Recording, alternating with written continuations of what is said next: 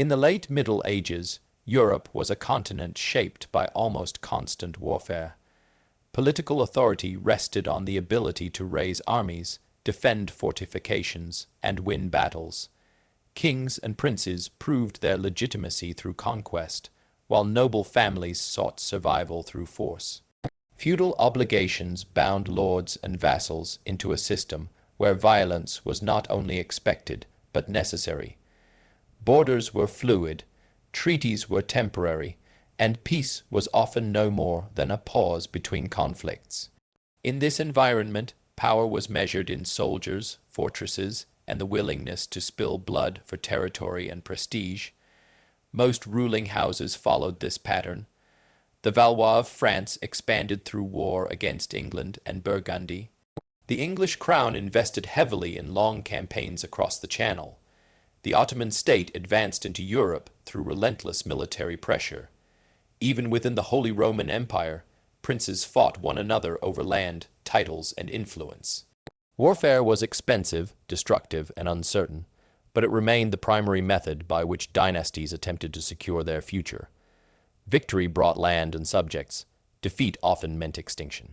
Against this violent backdrop, the Habsburgs pursued a path that appeared almost passive by comparison. Originating as minor nobles in the Alpine regions, they lacked the resources required for sustained military expansion. They could not compete with Europe's great powers on the battlefield, nor could they risk repeated wars that might erase them entirely. Instead of challenging stronger rivals directly, they focused on the long game of diplomacy, inheritance, and legal legitimacy. Their weapon was not the sword, but the marriage contract. Dynastic marriage in medieval Europe was not romantic. It was a political instrument designed to secure alliances, claims, and future advantages. The Habsburgs understood this better than most. By carefully arranging unions with powerful houses, they embedded themselves into the political fabric of Europe. Each marriage created bonds that war could not easily sever, producing heirs with legitimate claims to distant lands. Where conquest invited resistance, inheritance often appeared lawful and unavoidable.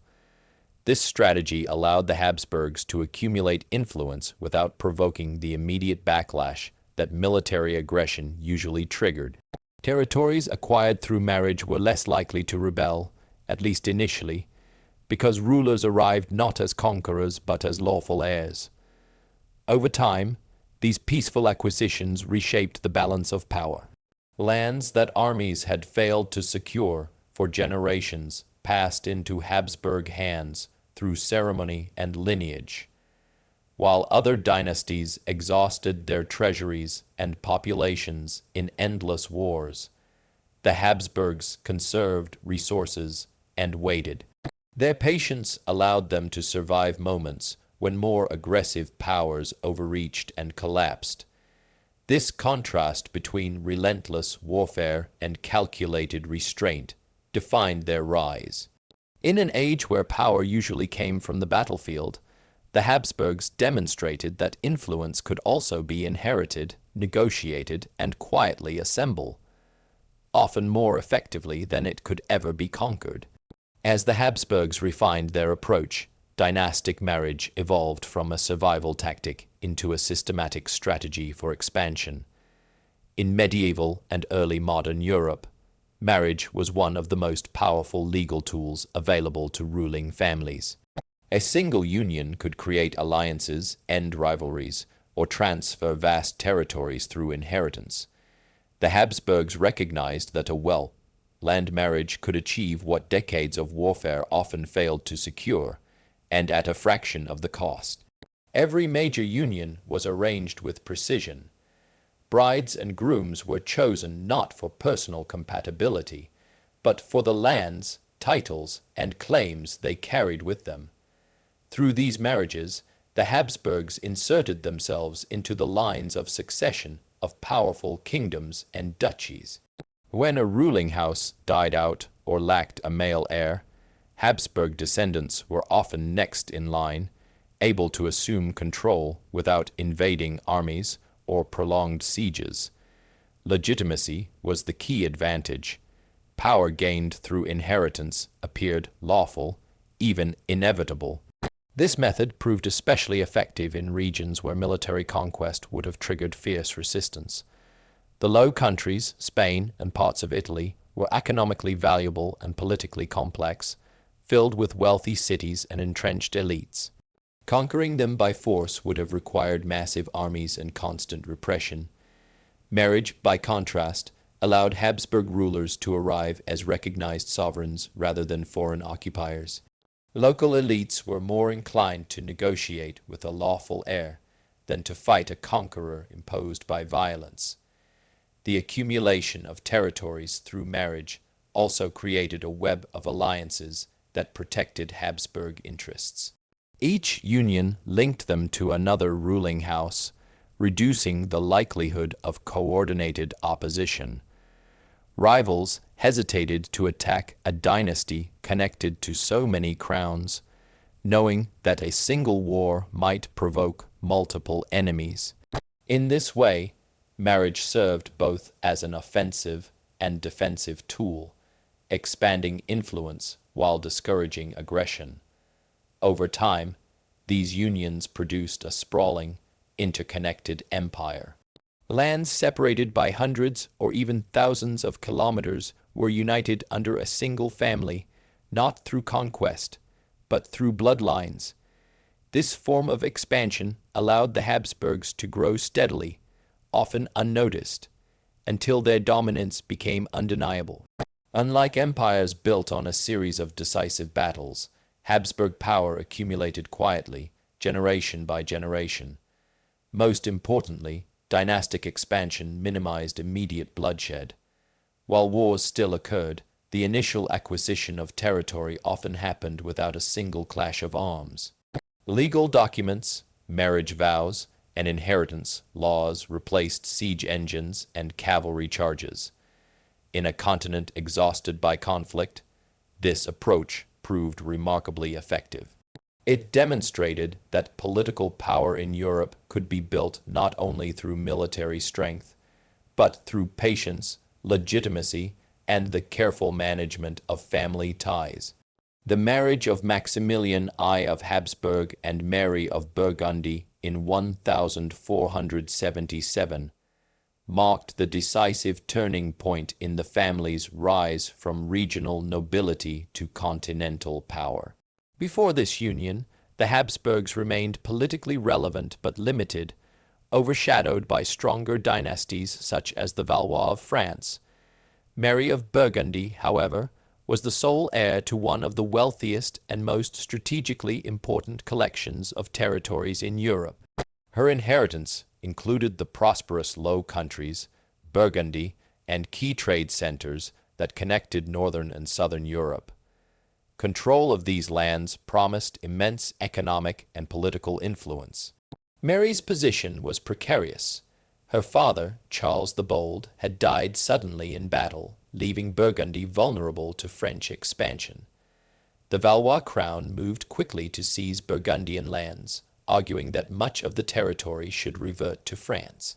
In this moment of crisis, Mary needed a powerful ally who could protect her claims without reducing her to a puppet. Maximilian offered precisely that. Though not yet emperor, he represented the authority of the Holy Roman Empire and brought with him a respected dynastic name. Their marriage was not merely a personal alliance, but a calculated political act. Through it, Maximilian gained legal rights to Burgundy's territories, while Mary secured military and diplomatic support against France. The union immediately altered the balance of power in Western Europe. What France had hoped to absorb through pressure and force now fell under Habsburg protection, transforming a regional dispute into an international rivalry. The economic impact of this marriage cannot be overstated. The Low Countries were among the most urbanized and commercially advanced regions of Europe.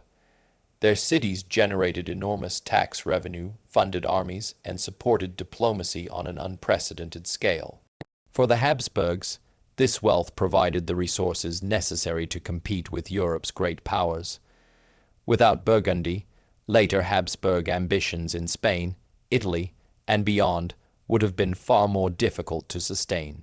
The marriage also established a model that future generations would imitate. It demonstrated that dynastic unions could instantly elevate a family's status more effectively than decades of warfare. Maximilian's success reinforced the belief that marriage was not a secondary tool of diplomacy, but a primary instrument of imperial expansion. This single event turned theory into proven strategy. Even after Mary's early death, the effects of the union endured. Their son, Philip the Handsome, inherited the Burgundian lands and later married into the Spanish royal family, creating the conditions for the vast empire ruled by Charles V. In this way, the marriage of Maximilian and Mary became the foundation stone of Habsburg dominance. It was not a battle that reshaped Europe, but a wedding, one that set in motion centuries of imperial power. As the Habsburg Empire expanded across Europe and beyond, the very strategy that had secured its rise began to reveal its hidden weaknesses. Centuries of intermarriage, designed to keep power within the family and preserve dynastic claims, produced increasingly fragile rulers. Political unions that once strengthened the dynasty now narrowed its genetic pool, leading to severe health problems among its heirs. Physical deformities, chronic illness, and shortened lifespans became common, reducing the ability of rulers to govern effectively and undermining the stability of succession. These biological consequences were mirrored by political strain. The Habsburgs ruled a collection of territories that were vast, culturally diverse, and geographically disconnected. Governing such an empire required constant compromise, yet their commitment to centralized dynastic control often clashed with local traditions and privileges. Regions acquired through inheritance had not chosen integration. They accepted it because law demanded it. Over time, this fragile legitimacy eroded, particularly when rulers proved distant, ineffective, or incapable of responding to local concerns. Political overreach further weakened the dynasty. As Habsburg power grew, so did the number of enemies determined to contain it. France viewed Habsburg dominance as an existential threat, while the Ottoman Empire challenged their authority in Central Europe and the Mediterranean. The Protestant Reformation added another layer of conflict, turning religious division into open rebellion. Rather than avoiding war entirely, the Habsburgs found themselves fighting on multiple fronts to defend territories they had inherited peacefully, but could not easily control. Ironically, the reliance on marriage did not eliminate warfare, it delayed it. The empire's sheer size made conflict unavoidable. Rebellions in the Netherlands, uprisings in Hungary, and resistance in German states exposed the limits of dynastic legitimacy. Subjects increasingly demanded political representation, religious freedom, and autonomy, demands that hereditary claims alone could not satisfy. Military force was often the only response, contradicting the dynasty's original strategy and draining its resources. The effects of intermarriage reached a symbolic climax in the Spanish branch of the family. By the 17th century, the line had become physically and politically exhausted.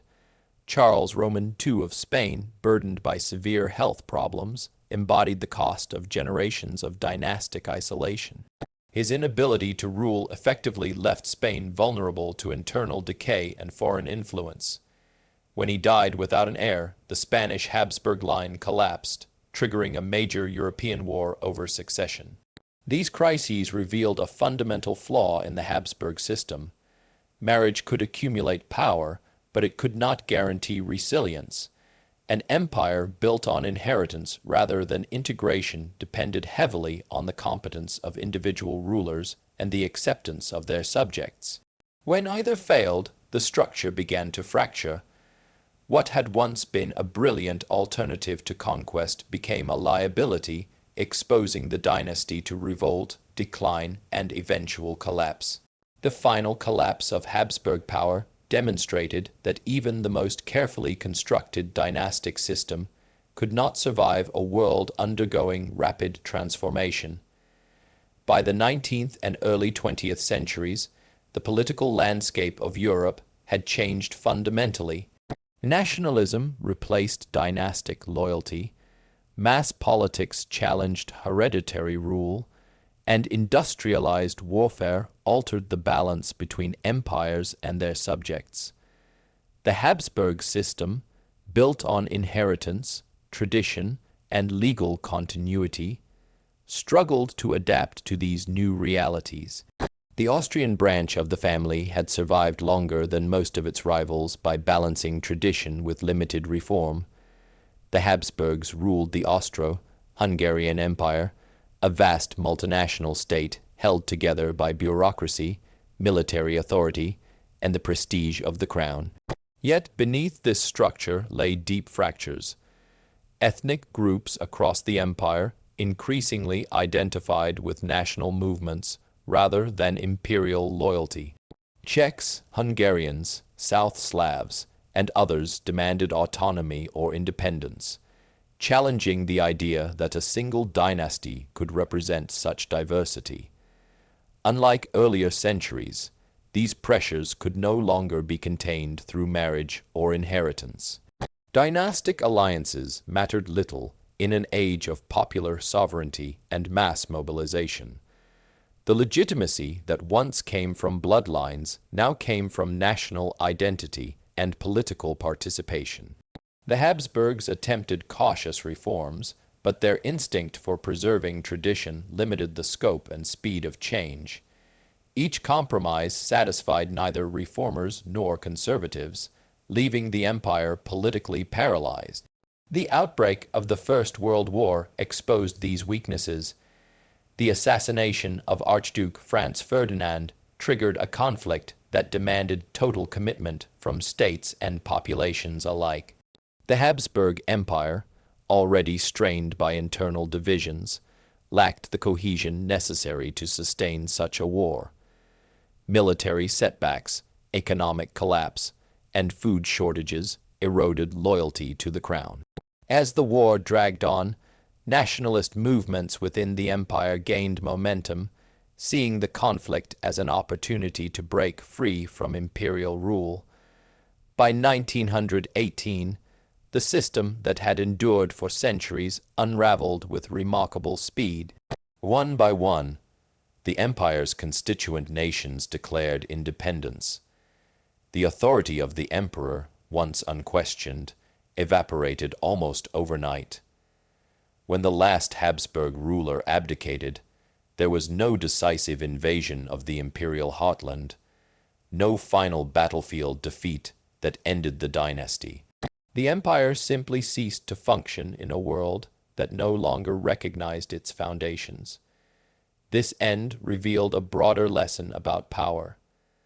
The Habsburgs had mastered a strategy perfectly suited to medieval and early modern Europe. But strategy without adaptation becomes rigidity. Their inability to transform dynastic rule into a flexible political system capable of accommodating nationalism and modern governance sealed their fate. The fall of the Habsburg Empire showed that survival in history depends not only on how power is acquired, but on how willing a system is to change when the world around it does.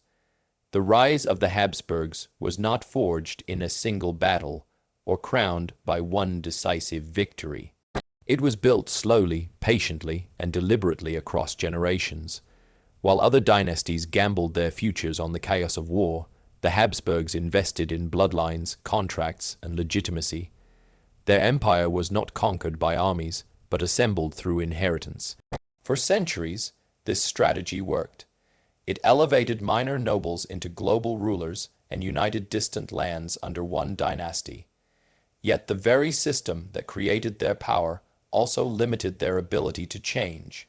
Intermarriage weakened their rulers, inherited territories resisted distant control, and a world shaped by nationalism no longer accepted authority based on ancestry alone. When modern warfare, mass politics, and national identity reshaped Europe, dynastic rule lost its relevance. The Habsburg Empire did not fall because it was invaded. It fell because it could no longer adapt. Their story reveals a lasting truth of history.